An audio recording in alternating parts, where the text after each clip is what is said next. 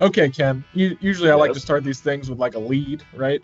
There is really no lead this week because there was no Cup Series race. So we'll keep it short today, and see where this thing goes. We did have action at Rockingham. We The did. Truck Series guys ran. Corey Heim won that race, and the O'Reilly Series ran.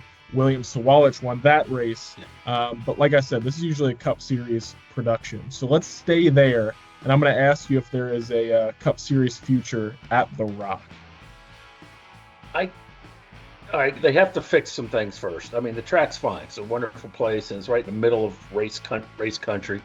They're going to have to do some upgrades, and I'll get back to that in a second. But short answer is yes. I do think you're either going to see the All Star race or the preseason clash sometime in the future at Rockingham. But they do need, from all the reviews I read, it appears that it is still stuck in the 70s in terms of amenities. They don't have a modern scoring pylon there. They video boards, restrooms are outdated. I don't know if they have the old troughs in the men's room there, but that would be outdated. Wouldn't be quite as bad as if they had troughs in the ladies' rooms, but it's still not optimal, you know. Um, Listen, vintage so vintage is cool, but only to a certain extent, right? yeah, yeah. Wi-Fi is just a rumor. Cell service is spotty, but that can happen just about anywhere when you got too many people in one place. But they drew a good crowd again for the second year in a row for the trucks and Xfinity, O'Reilly, Bush, whatever you want to call it.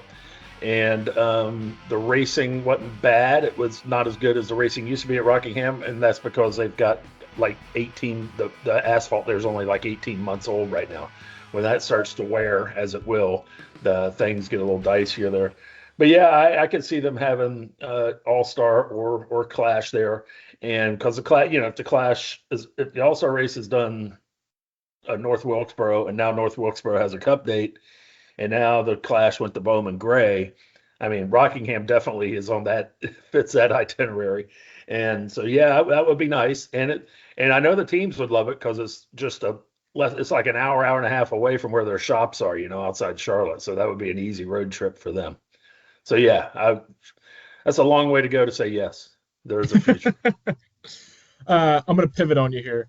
You wrote earlier this week about how the last few races have kind of brought the standings back into shape as to what was expected coming into the year. After Yeah, some disorientation after those two super speedways and the road course to start the yeah. year, um, there's nothing surprising you now at this point, is there? No, everything, it was I I was right, but I don't want to pat myself on the back too much because it was I'll obvious I'll what do was it going for to you. happen. I'll do it Yeah, for you. it was obvious what was going to happen. I didn't. I Bubba Wallace probably wasn't going to stay second, even though his teammates winning all the races. Daniel Suarez, Michael McDowell, Carson Hocevar, these guys were not, AJ Allmendinger, they were not going to remain in the top 10 in points for very long. And especially once, we started that stretch of 6 straight races, and we've had 4 of them in the bank before the break at what I like to call, Honest Abe's, a distant cousin, Honest Oval, where you got oval tracks that are not restrictor plate races and they're not road courses, obviously. So the cream has come back. Hamlin's now way up there in points. Blaney never left. But you got a lot of the usual suspects, William Byron, Christopher Bell. They've all stormed back up well into that top 10 in points and probably will remain there. And so, yeah, order has been restored. So we'll see. We still got to there's a few guys got to get in gear. Chase Briscoe, I don't know what's happened to him this year, but maybe the break will help him out. Ross Chastain, that whole group at Trackhouse. Well, I shouldn't say that. 2 of the 3. Van Gisbergen has been running well. He's been showing a great improvement on the ovals. He's another one of them guys that was like fifth in points after 3 races, and now he's like 12th or 14th. But anyway, Joey Logano's made a little bit of a stride. I think he's up to like 12th in points, but he might very well be in that top 10 before long. And poor old Kyle Busch, we don't even know what to say about that. He's back in the 20s, and man, they better find something soon, or it's going to be a long lame duck session for him the rest of 26. Yeah, I think poor old Kyle Busch could. I don't know that he's going to get back into the top 10. He's down there in 24th at the moment, so Yeah, he no he has top replaced he 10s has replaced or no top last fives. year's he has replaced last year's poor old Brad Keselowski. It is now poor old Yeah, Kyle Busch.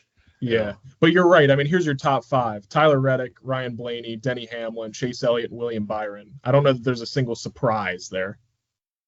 Well, unless you want to call it a surprise that Reddick won 4 of the first 5 races. Well, that amount of race wins, yeah, that's a Yeah. surprise. But him being in the top five, it's not shocking, right? It would have been mildly eye-opening, but considering how he had such an off year last year and didn't win a race. But given his body of work, as they like to say, prior to that, no, you would not have been really surprised to see him up there because everybody's really high on him as a racer, and there must be a reason.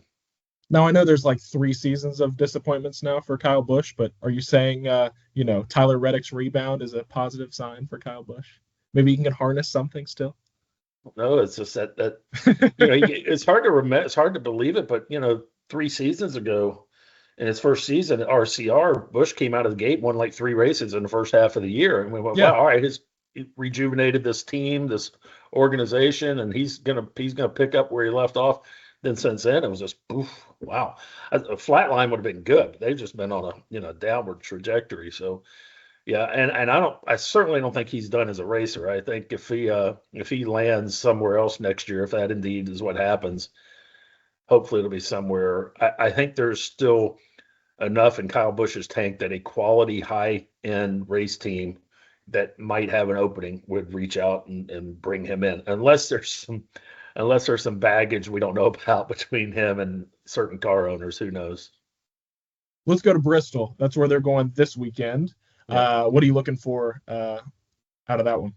No surprises. It's 500 laps is a lot of laps, and a lot can go wrong. So I don't think you're going to see many strangers running in the top 5 or 10 late in the going.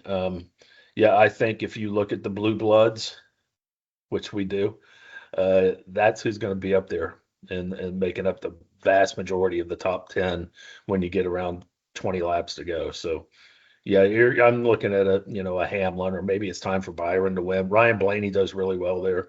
So yeah, I don't think Chase Elliott's ever won there, which is kind of surprising. But yeah, you're going to have the haves will overwhelm the have-nots when they get to Bristol. Ken, I told you it'd be a short one. I think it is. So Yeah. we'll stop here. Why not? Leave them wanting more. This has been Daytona Motor Mouths. That's Ken Willis. I'm Chris Vanell. We'll see you next week.